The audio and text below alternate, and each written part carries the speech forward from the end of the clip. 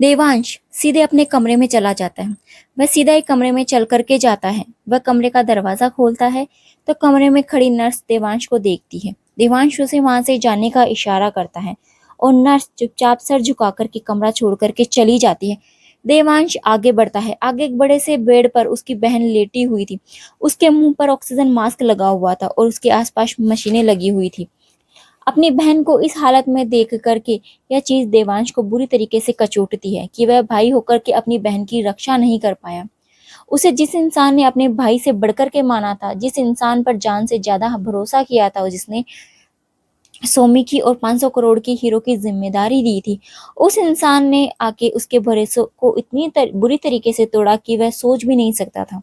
रुद्र खन्ना देवांश के बचपन का दोस्त, उसका बेस्ट फ्रेंड हुआ करता था। दोनों की दोस्ती की मिसालें दी जाती थी। अंडरवर्ल्ड में दोनों को दो जिस्म एक जान कहा जाता था। लेकिन आज के हालात कुछ ऐसे हो गए कि अगर दुनिया में देवांश का सबसे बड़ा कोई दुश्मन था तो वह था बेरहमी। वह था उसका दोस्त, जिसे वह बहुत ही बेरहमी से कुत्ते की मौत मारना चाहता था। वो पीयूष था। हालत एक झटके में पलट चुके थे। दो लोग एक झटके में दो दोस्त से दो दुश्मन बन गए थे, वो भी जानी दुश्मन।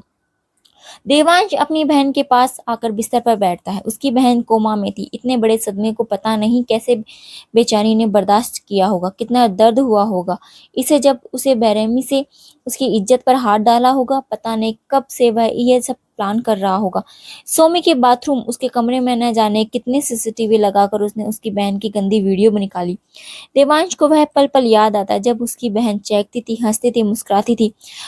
घर कितना खिल जाया करता था उसकी हंसी से। जब वो अपने भाई को राखी बांधती थी, किसी चीज के लिए उसे जिद करती थी, नाराज होकर मुंह फुलाकर बैठ जाती थी, कितने इमोशंस हुआ करते थे उसमें। और आज देखो, आज वो इमोशंस लेस होकर के बिस्तर पर एक लाश की तरह पड़ी हुई है।